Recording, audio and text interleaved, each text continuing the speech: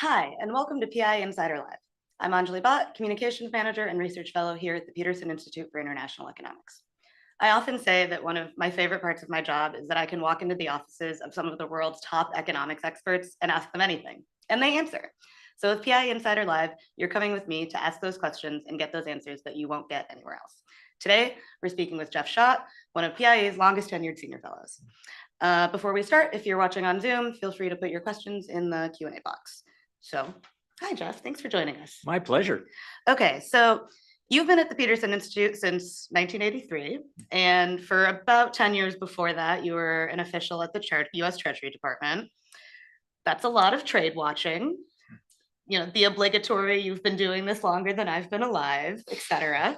So I have two questions for you to start out. One is maybe a little bit easier than the other. But so one, what's changed the most in US trade policy since you started in your career? And then two, what stayed the same? Well, that's actually not an easy question to answer. When I started working at the US Treasury, the US was the dominant international economic force in the world. And we were working with our allies to help rebuild from the destruction of World War II, to build a stronger trade and investment linkages as part of our economic reconstruction and development, but also as a stronger economic defense against the communist bloc. We were working closely with these countries, and we were also trying as much as possible to support the economic development of poorer countries through building international institutions, including the General Agreement on Tariffs and Trade, which handled trade relations, but also the work here in Washington at the World Bank and the International Monetary Fund, among many other international institutions. So that was the US leadership and working with our partners. And that seems to be fraying a bit. That's the simple answer. So that's changed. What we used to, build these institutions with our allies and partners and work together with them, and that's not really happening anymore. Has anything stayed the same? Well, I mean, one additional point. After the war, there was a lot of restrictions on international commerce. And the task was, how do you progressively reduce those barriers to trade and investment, to open up new opportunities for economic growth for both all the partner countries, and that seems to have reached a point of diminishing returns in a political perspective, not necessarily an economic perspective. And the risk that we have is rollback. And we've seen some of that with the Trump tariffs. So you mentioned the General Agreement on Trade and Tariffs, the GATT. Tariffs and Trade. Tariffs and Trade. Oh, my bad. And so that was sort of the precursor to the WTO. So you worked on the GATT when you were at Treasury, along with our colleagues, Gary Huffbauer and Fred Bergston, who are also here at the Institute. And then when you guys came to the Institute, you also worked on it was the Tokyo round in the 70s that set up the GATT. And then it was... No, the GATT was already established, but what we did in the Tokyo round was develop additional agreements to broaden the scope of international trade governance. So what was the goal of those agreements? What did broadening the scope mean? Well, to develop new rules and enforcement mechanisms so that there would be greater certainty about the conduct of international trade, greater basically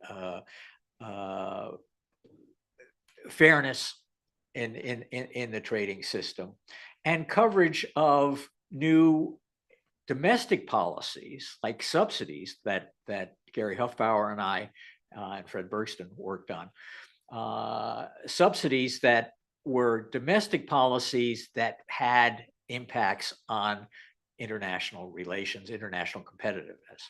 And so we tried to set down at least the initial rules of the game in what became to be known as the GATT Subsidies Code. So the GATT Subsidies Code, and then the GATT as a whole laid the groundwork for the WTO, which came up through the Uruguay round in the 90s. So moving from the GATT to the WTO, what changed there? What made the WTO come to be? Well, I think there was the desire to have greater certainty in the enforcement and particularly dispute the enforcement of the rules. So there was much more work done in that area. Another one of our colleagues, Alan Wolf, who worked with us during the Tokyo round, was also very important in the development of these legal aspects of the trading system. Deserves a lot of credit for that. But the one thing that a negotiator can't do is, when you have an agreement, to tell the government officials, well, you actually have to live by it, and don't try to sneak around the corners, or if you do that, do it very discreetly. But the problem was, is there going to be enforcement? And in the past, enforcement under the GATT rules was subject to all sorts of ways in which countries could delay, defer, and avoid penalty. And here in the new WTO system, the objective was to have a more regular and a more efficient, expeditious settlement of disputes, so that one could continue and build on with some faith that money that you're investing in either promoting commerce or developing new production facilities to engage in international commerce will meet your expectations and provide benefits for both sides. And that was the hope coming out of the Uruguay round, but one where it isn't as easy as it looks. I think that's a great way of putting it. It's not as easy. That all sounds great, but it's not as easy as it sounds. So one of the things that the WTO was supposed to do was make dispute settlement more efficient. We've seen in the last sort of 20-ish years that the dispute settlement mechanism has slowed down considerably, and since 2019, I think it hasn't had enough judges. It could be, something like that. And so even though the WTO was set up to settle these disputes, we're seeing it's not quite as efficient as it was intended, for a variety of reasons. But the WTO isn't really the forum that it used to be, but we're seeing that there are other agreements that countries are participating in to govern their trade. And they have all of the acronyms of the USMCA and the CPTPP and all of those things. Can you say a little bit more about these alternate or supplemental trade agreements that are happening? Let me first add a supplemental note, because you said the WTO isn't what it was meant to be. Any international agreement has to be a living agreement, has to reflect the changes in the trading system, and adapt to new challenges that come up from different policies that are used. And so the problem with the WTO system was the weakness in the adaptation, and some of the cumbersome elements of dispute settlement that impeded the expeditious resolution of disputes, particularly among major trading countries. And that breeds frustration.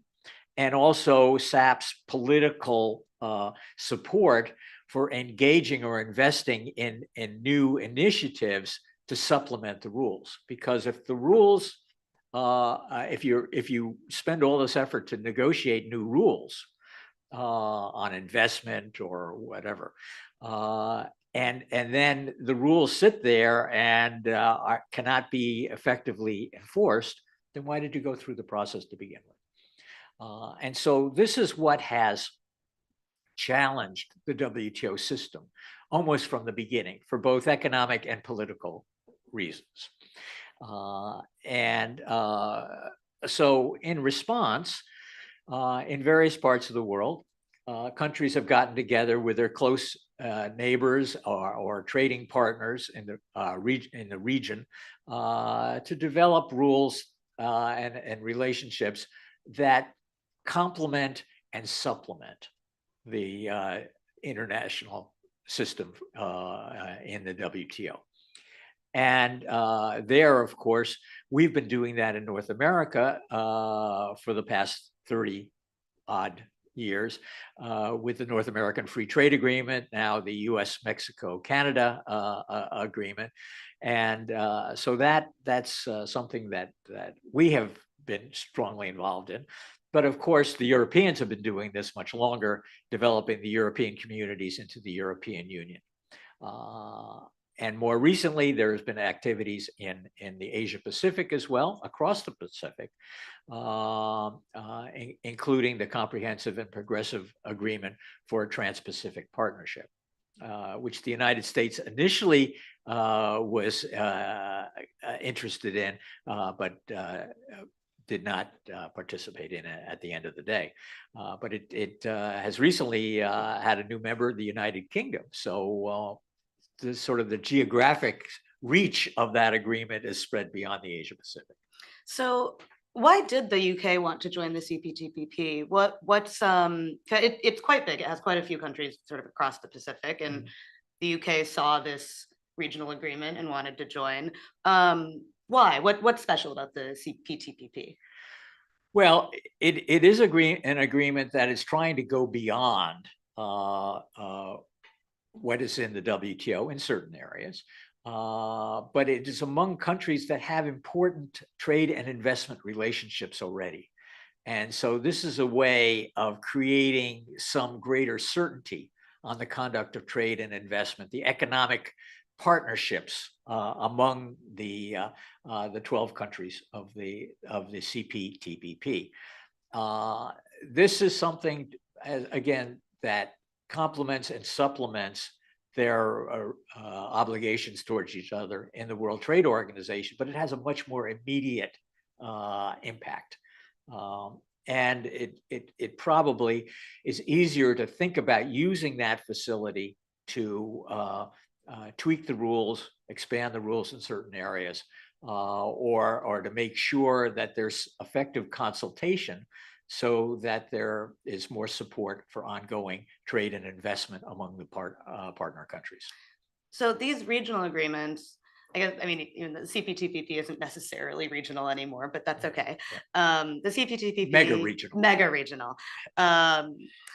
The USMCA, and there are also other sort of block agreements like the EU-Mercosur agreement and some of the other agreements between different groupings of countries. So these are, so as we like to say here, like-minded countries getting together to agree on these rules. And so as we said, they complement and supplement the WTO rules, but by and large, are they more stringent than WTO rules, or are they just sort of different? Well, I think they're more targeted towards the particular trade and investment activities of the partner countries. So within the Mercosur, of course, you have that in the southern cone of Latin America. But what makes it interesting is the interest in the cross-regional ties.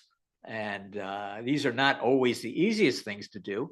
Some of them are between developed and developing countries, and so they have an element of development assistance attached to them,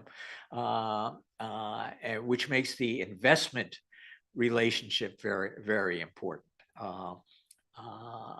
But this is, excuse me, this is an area where ideally everything could be done in Geneva at the center, but in the real world, it's often better for people who have relationships with each other to build on that and then provide good examples for others to emulate. So is that happening? Are some of these countries that are working together and signing deals with each other, are they going to Geneva and saying, hey, we should do this in the WTO too, or are these sort of separate processes? Well, they're separate processes because the prospect for advancing big new initiatives in Geneva are daunting. And that has to do in part with some of the key large members of the WTO who are not willing to invest resources or open up their own economies to the extent necessary, or are concerned about the enforcement that of any new agreements, as well as the old agreements, as we discussed earlier. Okay, so that we might see more regional happening before the WTO maybe adopts some of the rules that the regional agreements have. I think, and the bigger the regional groupings, the more influence they could have. And so one of the interesting possibilities is the renewed interest in the European Union in talking with the CPTPP countries.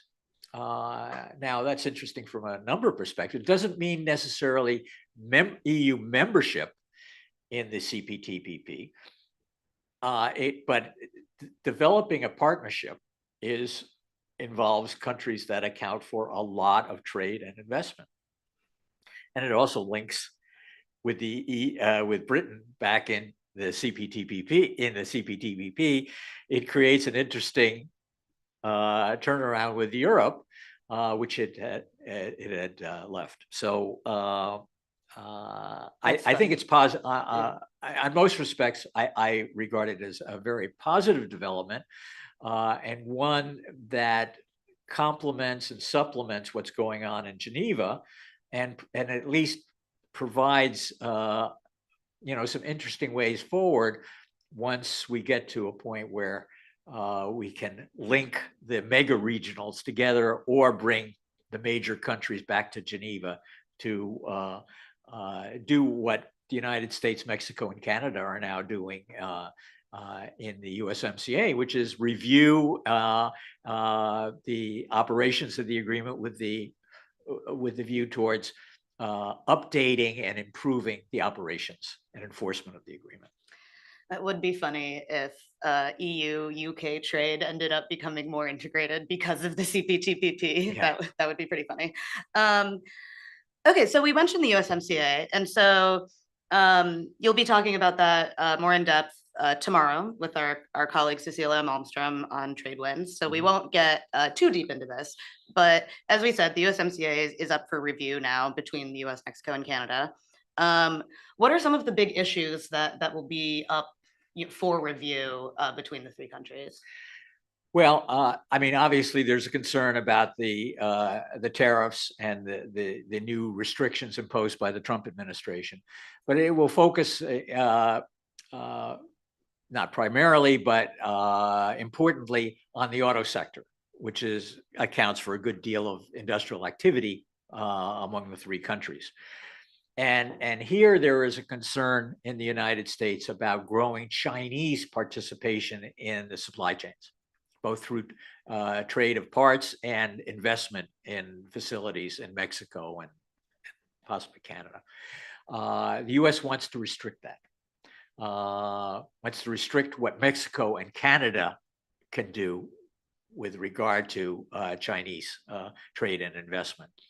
And one of the ways to do that is by changing the rules of origin, the content requirements.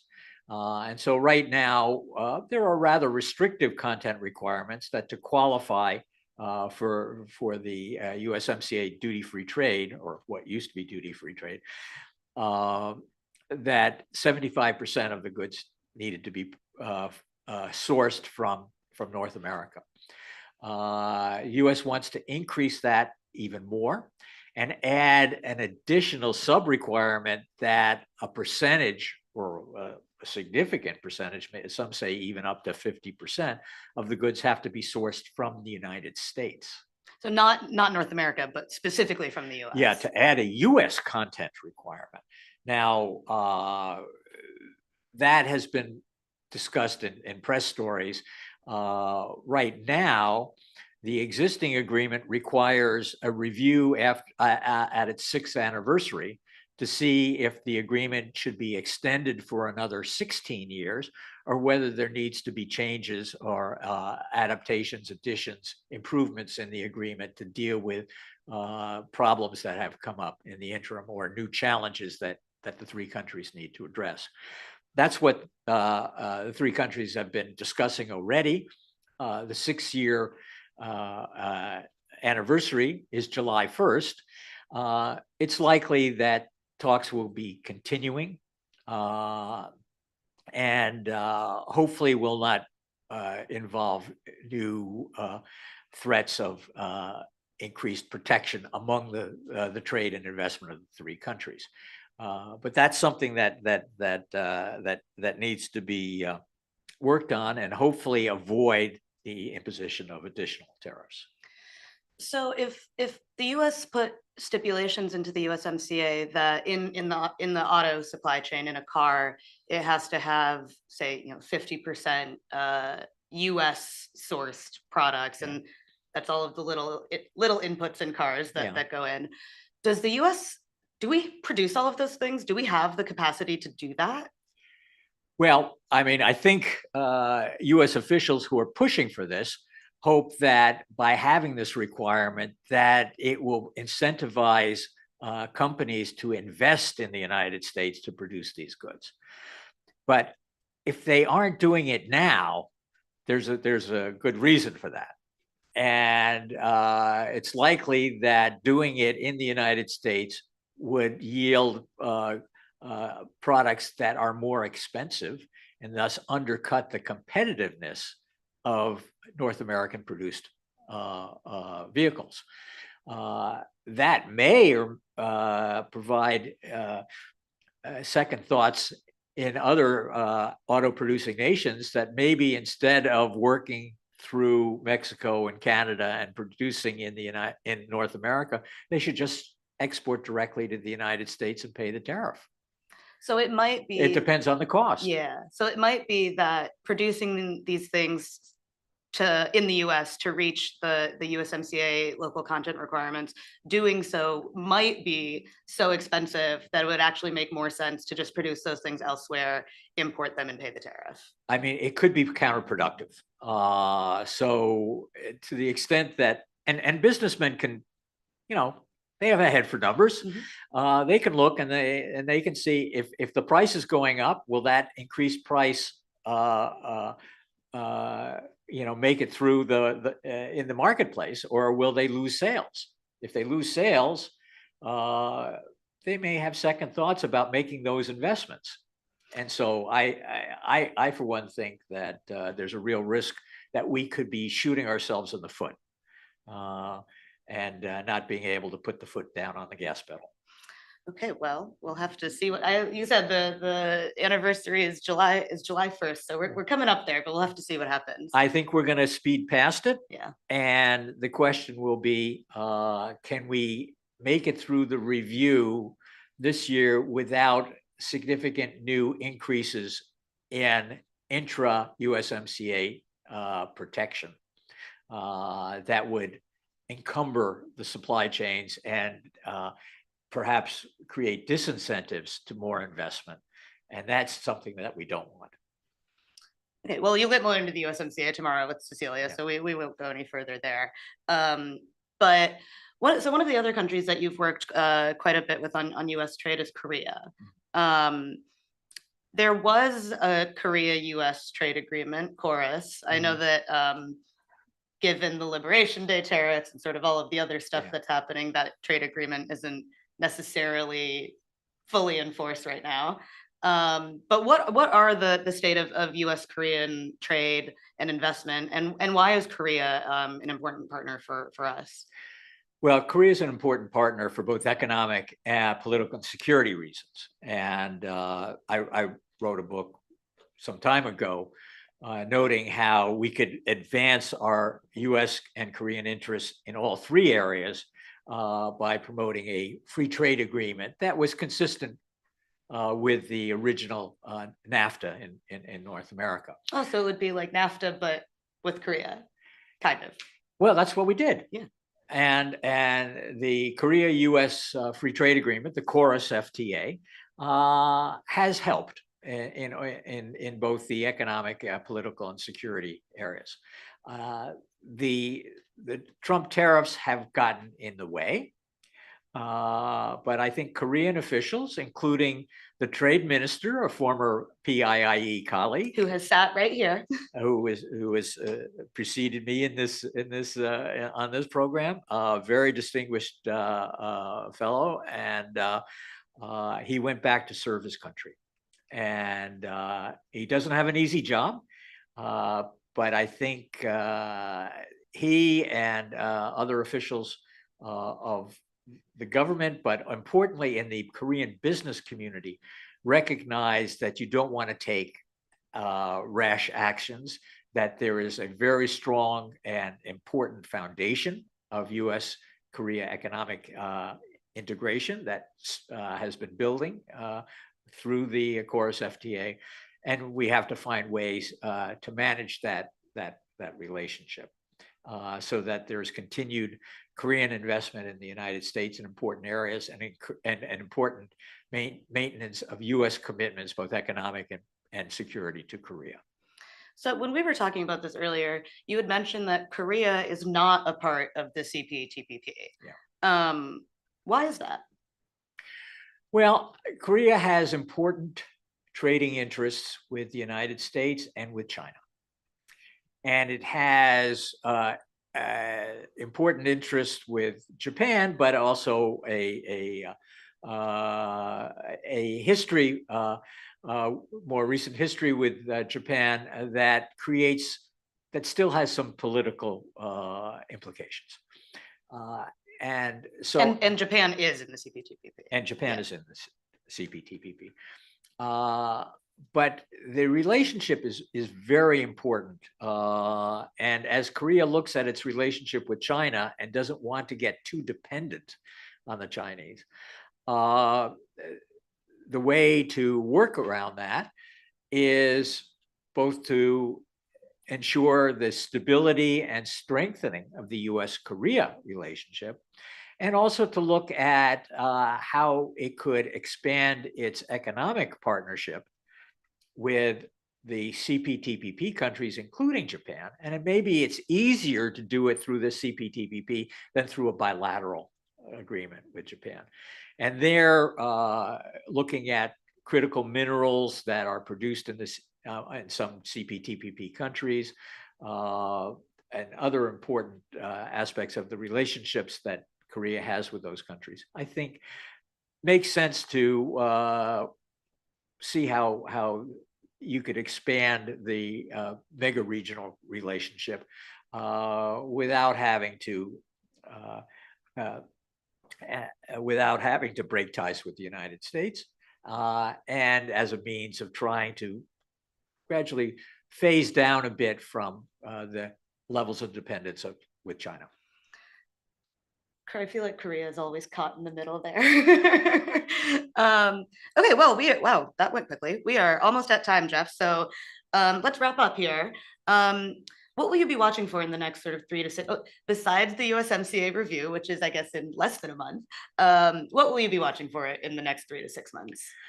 Well, I think the question is, do we go steady state now on what we have in terms of the new protection, and see how we can begin to wind down that or create new incentives for investment and new trade flows with important partners.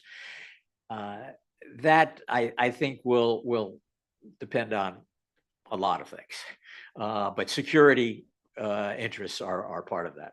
I think the U.S.-European relationship is very important in this regard.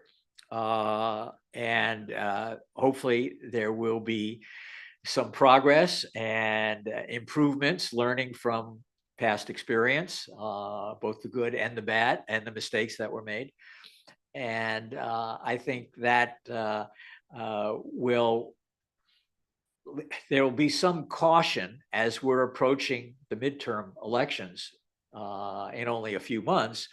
And those midterm elections could send important signals about how broad a scope for new activity might be possible in the final 2 years of the Trump administration, given what happens in Congress. So I think foreign countries are looking at that, and I know the administration is planning to put forward an economic strategy that gives them the flexibility that they want to promote economic growth in the United States. But that, I think, requires a partnership with our key allies and goes back to where we were at the start of this discussion, where we had a strong basis of economic partnership, U.S. leadership, but recognizing that we do better when our partners do better as well. And we need to get back to that mutual beneficial policy framework. Couldn't have said it better myself. All right, well, thank you so much, Jeff. And thank you to all of you for joining us for this edition of PIIE Insider Live. What did you think? What do you want to see next? Let us know at meetings@PIIE.com. And if you're not already, subscribe to PIIE Insider, the newsletter, at PIIE.com/subscribe. Thanks again to Jeff. Thank you very much. And thank you all for joining us. We'll see you at the next